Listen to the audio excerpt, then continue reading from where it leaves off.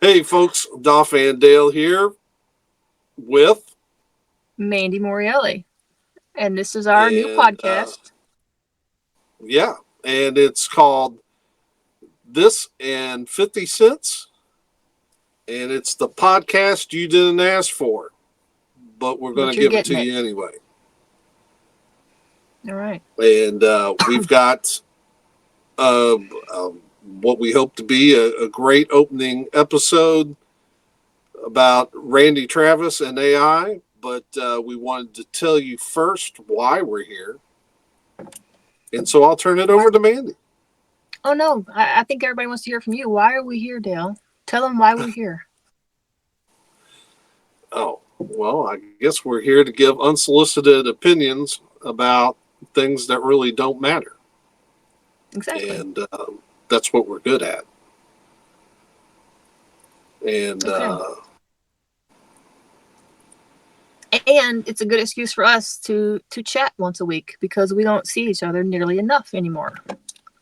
no, no, not So, since we no longer work together, should we which let makes our me very listeners sad. know? Hold on. Should we let our listeners know that once upon a time we were husband and wife? Yes, joined together in unholy work matrimony by the Louisville Metro Animal Services. We have such a great story. Yes, that's a great story in Yeah. and of itself.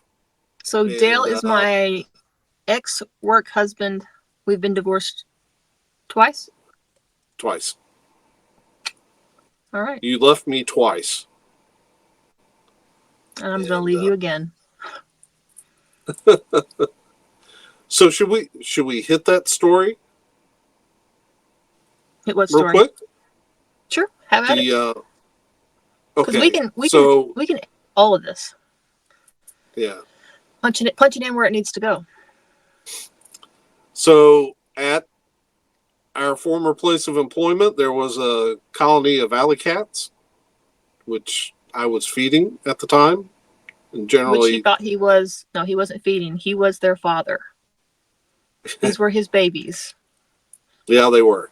And so I took care of them, and we had one that the guys were calling Snot because he had a sinus issue, and I needed a Hold on. place to. Hold. I think, I know that we probably shouldn't say where we worked, but I think what makes the story better is when you call them the guys. People don't know what the guys are. I think that they should know who the guys were. That makes the story even more interesting, in my opinion. You want to tell them who the guys were? The guys were a house full of parolees and state inmates. Yeah, Yeah. and uh, and so Who also they were loved calling. all Adele's baby kitties. Yeah, and so yeah, this cat had a sinus issue, and I knew I could get Louisville Metro Animal Services to take them and treat them and return them once they got them better. And but I needed an office to put them in. So in order to convince Mandy to allow me to use her office, I agreed that we should name him Michael Scott. You know what? A good Maybe we segue. should have named him Michael Snot. Hold on, look. All right. And yeah, so we used her office and and gave them over to Louisville Metro. And then when Louisville Metro brought them back, they were, I guess they had written down, they had made some assumptions when writing down contact information. And you want to go into the assumptions that were made? Because I wasn't there at the time. They assumed that I was Mrs. Dale McHenry, Mandy McHenry, and this was our cat together. And we've been And, married and divorced ever since. and one of the monitors in the front office thought it was kind of funny too, right? Yeah. Yeah. Good story. So Good story, that's how we became uh, Oh, and if work anybody's watching this husband and on wife. TikTok, tell them about over there beside you. Isn't that one? Isn't that Oh, one? Isn't that a prison cat? yes, she is. Aretha. Aretha. Anyway, Aretha. that little calico over here. Yeah, you. She was she was born on that yard and was about this big when I snatched her up and brought her home. Kidnapped her and And took her from yeah, her family. Yeah. there's video of her as a little kitten on my vinyl community channel. And You want to plug your vinyl community channel? Dolph and Dale, pretty simple. I'm so good at On naming YouTube. things. I named a vinyl community channel after my favorite football team. So everybody was doing vinyl this and record that, and I just stuck with Dolph and Dale. All right. Season 1, episode 1. Yep. Randy Travis and AI. Dale and Mandy. This and 50 cents. Is that the name of it? Or is it that and 50 cents? this or that. It is this. This and 50 cents. 50 cents. And yeah, so we are going to discuss the Randy Travis AI single and kind of the ramifications of what it means to use AI to create new music. Yes. And maybe how its application might go across different. So you've heard the song, right? Yes, I have heard the song. It's called Where That Came From. Yeah. I love it. I like it. I don't know like that it stands up to the classics like On the Other Hand or Forever and Ever. Yeah. I do. I really well, but I don't know if that's just because he hasn't had anything in so long, but I love it. Aretha loves it. Yes, apparently. And but so we watched. Did you watch the video about the making of it? Did you send it to me? Sorry. Did you send it to me? No. Then no, And I did so not. the answer is no. Yeah, I probably wouldn't have watched it if you did send it to me. I did watch a lot of TikToks because that's where I get all my relevant information Okay. about how it was made and all that good stuff. And yeah, I love it. I'm in full support. Yeah. I guess I've tried to take some time because we've been talking about doing this episode forever and ever. Amen. Amen.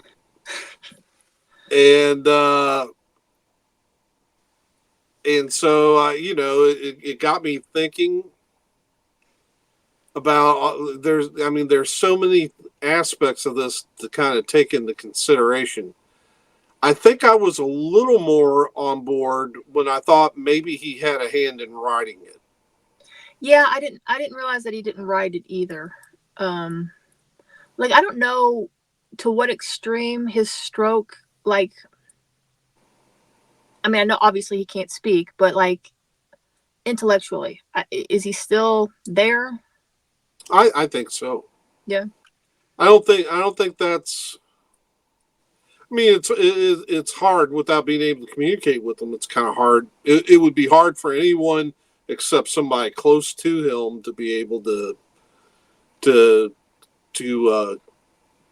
try to gauge where he's at. But I would think that I don't think that it's affected him that much. Yeah. So so what we don't know is the story. Why was the song brought to him, and why did he feel compelled to want to put his voice on it? And We probably and should have done some research on that before we did a podcast about it, huh? well, no, I mean, I don't know that all of this information would have been readily available. I mean, Yeah. it's just, True, true. I mean, there's so many connections that people make in the music industry, and we don't know the relationship. It could have been, I've been doing some, a little bit of research for a, kind of a song video that I want to do for my Vinyl Community channel. And one of the things I discovered in doing it, because I found a CD that one of my favorite songs is on, and I actually ran into found the songwriter's CD. I had heard it on other people's albums. And so I found out in researching this gentleman, his name's Mike Reed. He was a former defensive tackle for the Cincinnati Bengals. And he quit football after just a few seasons, even though he was really good at it, but he was having hand and knee injuries, but he wanted to pursue music. So then he went into songwriting, and it was almost 20 years before he really put out an album. But in that period, Aretha. In that period, he started writing for Ronnie Millsap and got quite a relationship going with him. In fact, before he ever put out an album, he had won a Grammy for writing "Stranger in My House." Really? Yeah. So we don't know, and probably have no way of really finding out. Did a songwriter bring this to him and really want him to put it out, and he wished he could have put his voice on it, and had to figure a way. It would be interesting, and unfortunately they didn't cover that in the video that I watched. So we don't know what the impetus was behind it. I would have been a little bit more behind it probably if he had written a song and had to find a way to get his voice on it. But still, it's a difficult thing to look at. I mean, I think it is technically. I guess it is kind of his voice. I know what they did was they took a bunch of his recordings and I guess fed that into the AI. And then they had another singer come in. Yeah. It's this guy named James Dupree who did like a tribute album to him in 2023. Okay. So yeah, and it makes sense. You would probably want to bring somebody who knows Randy's style, to come in, because you gotta teach the AI the song, basically. Yeah, I mean, like the first 3 words that come out, it's like, oh my God, that's Randy Travis. So it's like mind blowing how they could. That's not Randy Travis, you know. I wish we could like dive deeper into exactly how that's done. Right, and I from what I understand of the process, they, I mean, well, then again, AI is kind of a big mystery. How do you actually give Randy Travis, you put those recordings in, and it is his voice. So,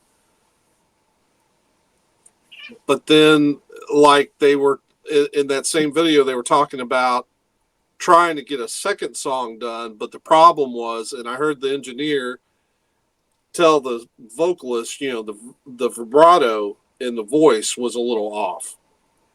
And so it's not purely Randy's voice. Yeah.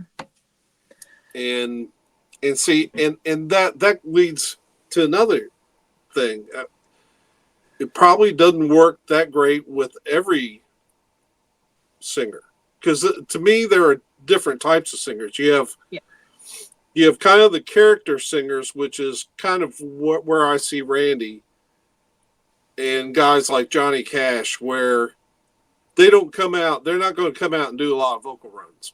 They're not going to like blow your mind by singing with this incredible range and all kinds of vocal runs. They're going to give you the song. They're going to sing it fairly straight, but their voice, I mean, it's almost like the magic just comes off the air off of their vocal cords. I mean, yes, like Randy Travis or Johnny Cash sings, there's no denying who it is. I feel the same way about like Conway Twitty, George Jones, Elvis. Yeah. But so like the difference for me is if they were to put out an AI of any of those guys, and obviously they can make it sound just like those guys, but those guys are dead and they don't they're not backing it. I like the song because Randy's alive and it gave it back to him. That's the only reason that I support it. Yeah. And they did a good job. that's and he has the ability to approve or not approve of it. Exactly. Have you heard the AI Elvis stuff? No. It's awful. There's AI Elvis stuff? There's AI Elvis stuff, yeah. See, awful. I thought they were, I can't even keep up with what they're starting to do now. They need to figure it out.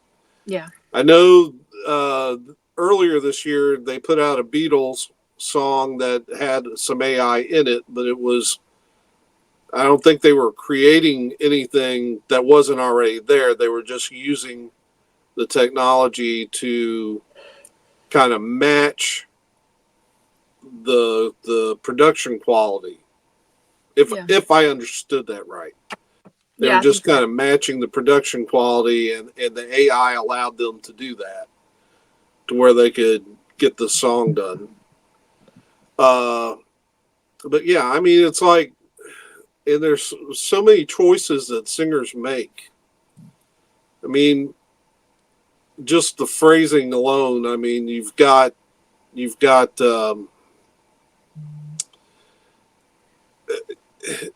the way a singer approaches how they're going to tackle a vocal line, and it's not always the same either. I read that Aretha Franklin on the set of the Blues Brothers had a hard time lip syncing because she's a gospel singer. She rarely sang the same thing the same way twice. So, and I don't know how you anticipate, at least with the Randy Travis song, he is here. Yeah. He can say no. Yeah. Or, but it's like you said, if with some of these singers that are gone, I kind of feel like that's where it's going. We need to let them be gone. Yeah, exactly. I feel like that's where it's going though. Like they opened the door to this Randy thing, and it's so good, and it sounds so much like him. But I don't want to hear a brand new George Jones. I don't want to hear a brand new Conway Twitty. And then the scary part too is, what if somebody decides just to take somebody's voice and put it on a song that they'd never dream of singing, something inappropriate, something that lyrics that they would never have agreed to.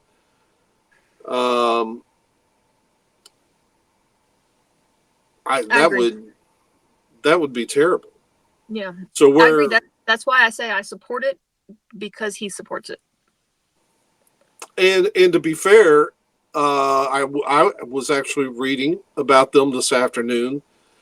Randy and his wife are in Washington, D.C. right now, and they're testifying before Congress because for radio royalties to be paid. So Really? they want radio stations to pay royalties for airplay, Huh. and they say that it's to correct some of the wrongs in the past because radio's never really paid for it. Yeah. Radio's trying to push back and say, well, a lot of us are going to go out of business, but Randy and his wife, their point is, especially now that I'm a weirdo in the fact that I collect vinyl and CDs. Mhm. Most people stream, and Yeah. so if you're not selling physical media, where's your income going to come from? I couldn't tell you the last time that I got in my car and I'm in the car every day and listen to the radio. It's all just streamed off of Apple Music, whatever I have, whatever I want to hear, not what's on the radio. Yeah, that kind of caught me off guard too because I was thinking about that when I read the article too. I thought, well, when was the last time I listened to a radio station? Yeah. I mean, I remember listening to radio stations a lot when I was a kid. Yeah. Do you It- remember, did you ever like call the radio station and request a song and then be waiting so you could record it on the tape? yeah, Yeah. yeah, and I didn't understand how you don't understand how all that works. Where are they? You think, oh well, they've got the album.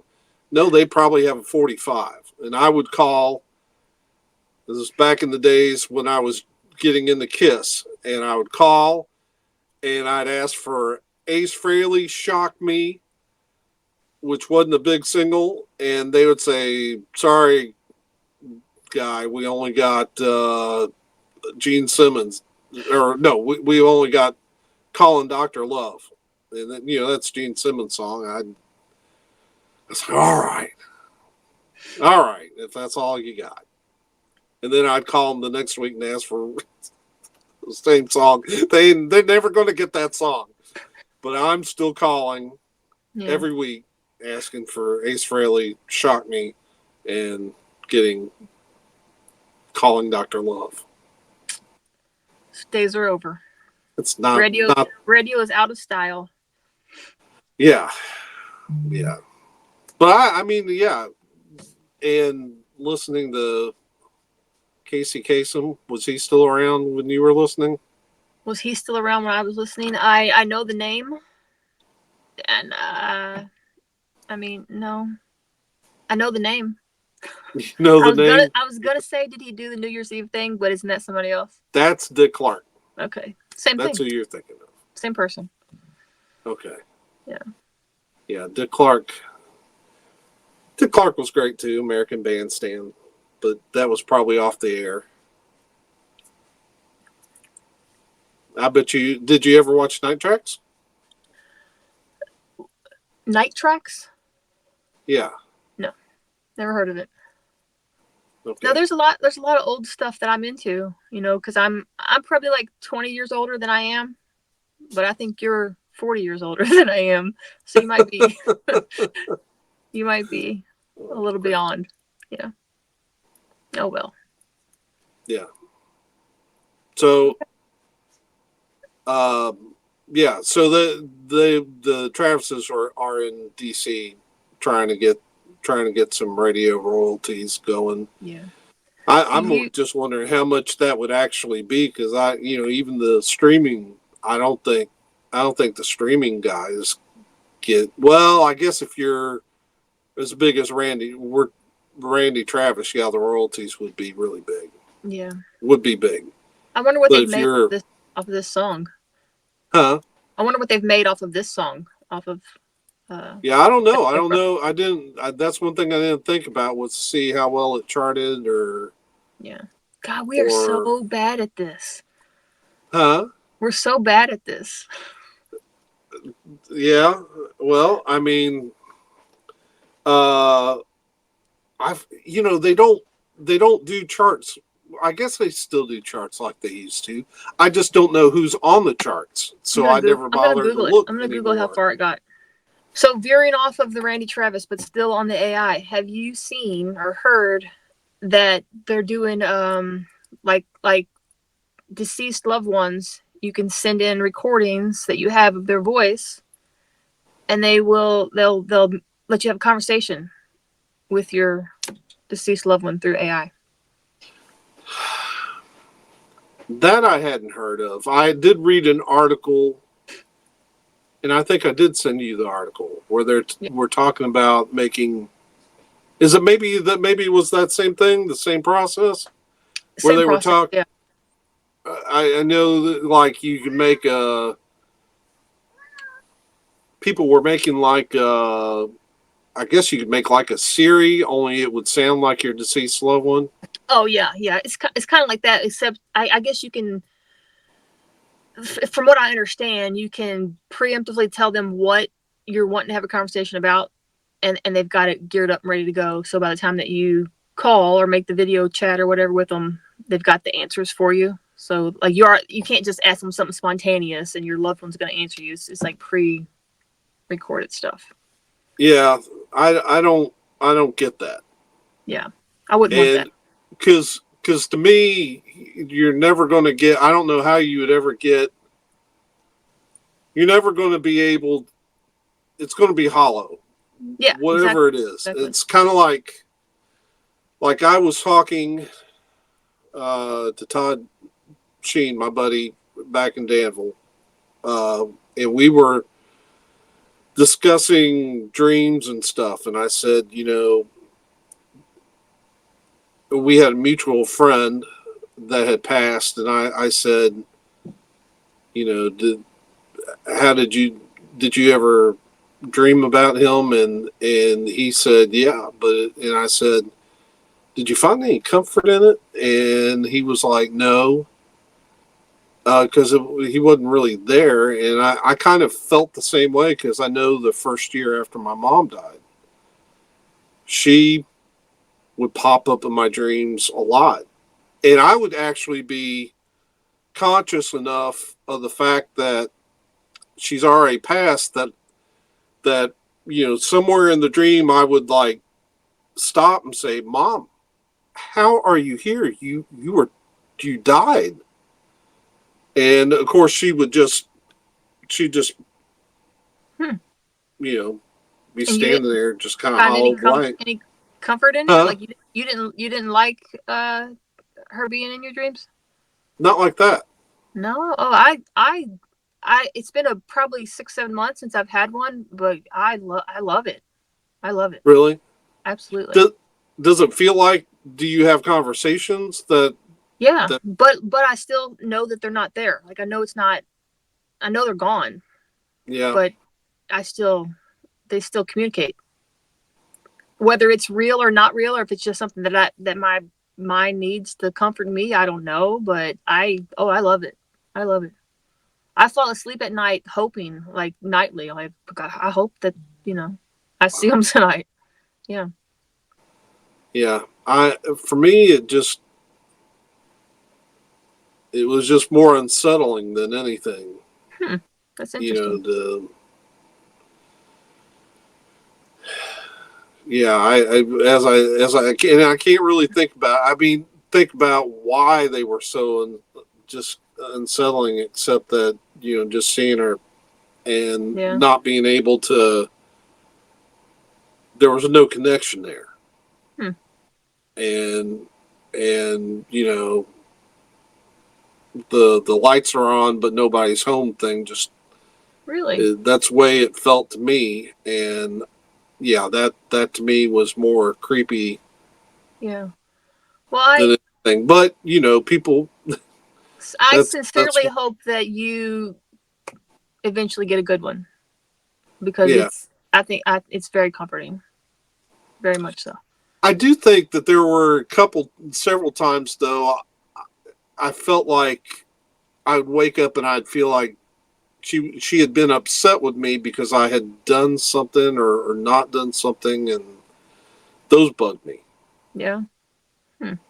But yeah, so if they develop technology to make it to where you could have like someone that you can make this avatar of a deceased Yeah. loved one, I don't think I'm doing that. That just Well, that goes back to like what you said about it feeling hollow. And I think that why I support the Randy song so much is because it doesn't feel hollow. It feels like even though he didn't write it, it's his message and he wants us to hear it. It doesn't feel right. hollow for that aspect. And there may have been good reasons for him to want that song out with his voice on it. Yeah. And we might not know exactly what those are. Yeah. But yeah, so I with the Randy situation, I have my reservations, but I kind of feel like with him being alive, that's a little different. Otherwise, I just really don't know. Yeah, I agree. I think they really and like I said, that even Randy and his wife are like there's differences between good AI and bad AI, and we need to recognize definitely what those are and where do you draw the line. Yeah.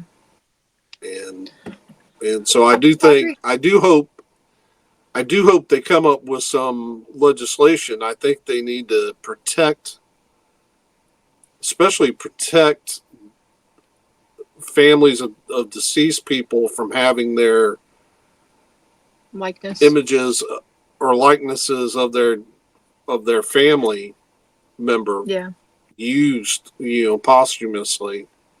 I agree. In inappropriate Have you ways. seen like you can be scrolling through Facebook and who is it? Kelly Clarkson will come up and it's her and it's her voice, but like the lips aren't matching up and it's like for like a weight loss drug and like they're using the AI replication of her voice and they're putting her picture up there or her video up there advertising this weight loss drug.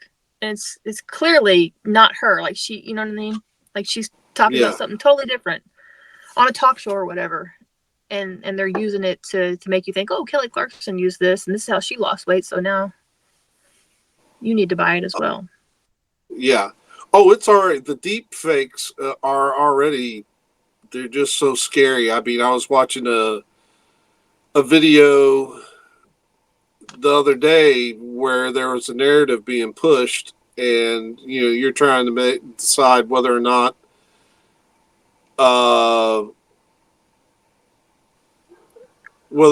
this you are buying into what's being said here, and then all of a sudden someone in the comments drops that seeded out and says, "Oh, that's a fake. Look close." And then you start looking. Then I spent the next 15 minutes looking at this video very closely to see if it looked like, if it had some of those telltale signs that, oh, this has been doctored in some way. Yeah. And it's getting scary. What people might be able to do with just creating things that I mean, have you believing one thing about a person and they never even said it or did it. Yeah, exactly. Yeah, and they're only getting better. It's crazy. Yeah. All right, folks. That was our first attempt at a podcast. We hope you enjoyed it. We're glad that you stopped in, listened to us, ramble on, and we hope that you'll consider coming back and doing this again when we get another one of these put together. And so until we do that, man, we really hope you have a great week, and we'll see you soon. Peace. Peace.